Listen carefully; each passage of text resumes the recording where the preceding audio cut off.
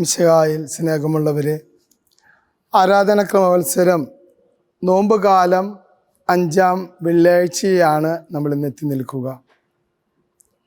നോമ്പുകാലം നമ്മുടെ കുറവുകളെ കണ്ടെത്താനും നമ്മളിലുള്ള തിന്മകളെ നന്മ കൊണ്ട് ജയിക്കാനും ഉള്ള കാലഘട്ടമാണ്. ഇന്നത്തെ സുവിശേഷവും ലേഖനവും നമ്മോട് പറയുക അത് തന്നെയാണ്. യോഹന്നാൻ്റെ സുവിശേഷം 8-ാം അധ്യായം 49 മുതൽ 59 വരെയുള്ള വാക്യങ്ങളിൽ 51-ാം വാക്യം ഇപ്രകാരമാണ്: സത്യമായി ഞാൻ നിങ്ങളോട് പറയുന്നു, എൻ്റെ വചനം പാലിക്കുന്നവൻ ഒരിക്കലും മരിക്കുകയില്ല എന്ന്. നിത്യജീവനെ സ്വന്തമാക്കാനായിട്ട് ആഗ്രഹത്തോടെ മുന്നേറുന്ന നാം ഓരോരുത്തരും കർത്താവിൻ്റെ ഈ വചനം സ്വന്തമാക്കാനായിട്ട് പരിശ്രമിക്കണം. വചനം വായിക്കുവാനും എഴുതാനൊക്കെ താല്പര്യമുള്ളവരാണ് നമ്മൾ. എന്നാൽ ഈ വചനം നമ്മുടെ ജീവിതത്തിൽ പ്രാവർത്തികമാക്കുവാനായിട്ട് എന്തുമാത്രം പരിശ്രമിക്കുന്നുണ്ട് എന്ന് നമുക്ക് ആത്മപരിശോധന ചെയ്യാം. വിശുദ്ധ പൗലോസ് അപ്പോസ്തലൻ റോമാക്കാർക്കുള്ള ലേഖനം 8-ാം അധ്യായം 13-14 വാക്യങ്ങളിൽ ഇപ്രകാരം പറയുന്നു: ജഡീകരായി നിങ്ങൾ ജീവിച്ചാൽ നിങ്ങൾ മരിക്കും, എന്നാൽ ആത്മീയരായി ജീവിച്ചു കഴിഞ്ഞാൽ നിത്യജീവൻ സ്വന്തമാക്കാൻ സാധിക്കുമെന്ന്. സ്നേഹമുള്ളവരെ, സഭയിലെ വലിയ വിശുദ്ധനാണ് വിശുദ്ധ അഗസ്തീനോസ്.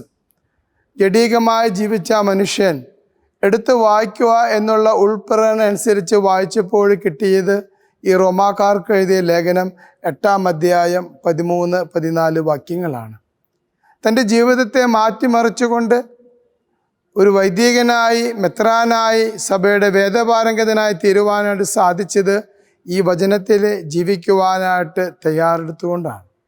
സ്നേഹമുള്ളവരെ, നോമ്പ് കാലത്തിൻ്റെ സമാപനത്തിലേക്ക് നമ്മൾ നീങ്ങിക്കൊണ്ടിരിക്കുകയാണ്. വചനത്തിന് അനുസൃതമായിട്ട് ജീവിതം കെട്ടിപ്പടുക്കാനായിട്ട് നമുക്ക് ആത്മാർത്ഥമായിട്ട് പരിശ്രമിക്കാം. ലൗകികതയോടുള്ള നമ്മുടെ ആഗ്രഹങ്ങൾ, താല്പര്യങ്ങൾ മാറ്റിവെച്ചുകൊണ്ട് വചനത്തിൽ അധിഷ്ഠിതമായി ജീവിക്കുവാനായിട്ട് നമുക്ക് പ്രത്യേകമായിട്ട് പരിശ്രമിക്കാം. നമ്മുടെ നോമ്പും പ്രാർത്ഥനയും എല്ലാം അത് ഭാഗ്യമായ ഒരു ആചാരമായി മാറാതെ നമ്മുടെ ആത്മീയമായ പരിവർത്തനത്തിന് ഉതകുന്നതാക്കി തീർക്കുമ്പോഴാണ് നോമ്പുകാലം നമ്മുടെ ജീവിതത്തിൽ ഫലം നൽകുകയുള്ളൂ. അതുകൊണ്ട് കർത്താവിൻ്റെ ഈ വചനങ്ങൾ സത്യമായി എൻ്റെ വചനം പാലിക്കുന്നവൻ മരിക്കുകയില്ല. ഈ വചനം പാലിക്കാനായിട്ട് നമുക്ക് ആത്മാർത്ഥമായിട്ട് പരിശ്രമിക്കാം. വചനം പാലിക്കണമെങ്കിൽ നമ്മെ തന്നെ വിട്ടുകൊടുക്കാൻ തയ്യാറാകണം.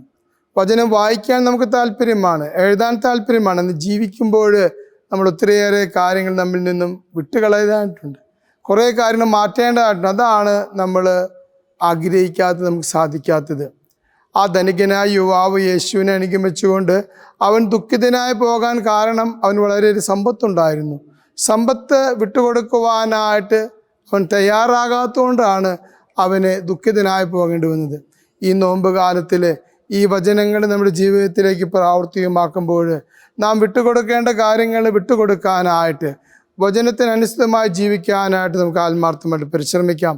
അങ്ങനെ നമ്മുടെ കർത്താവിശ്വം മിശിഹായുടെ ഉത്ഥാന തിരുനാൾ ആഘോഷിക്കുമ്പോൾ അവിടത്തോടു കൂടി ഉത്ഥാനം ചെയ്യാനായിട്ട് ഒരു പുതിയ സൃഷ്ടിയായി തീരുവാനായിട്ട് നമുക്ക് സാധിക്കട്ടെ. അതിനുള്ള കൃപയ്ക്കായിട്ട് പ്രാർത്ഥിക്കാം. സർവശക്തനായ ദൈവം നമ്മെ ഓരോരുത്തരും സമൃദ്ധമായിട്ട് അനുഗ്രഹിക്കട്ടെ. ആമേൻ. ഈശോ മിശിഹായ്ക്ക് സ്തുതിയായിരിക്കട്ടെ.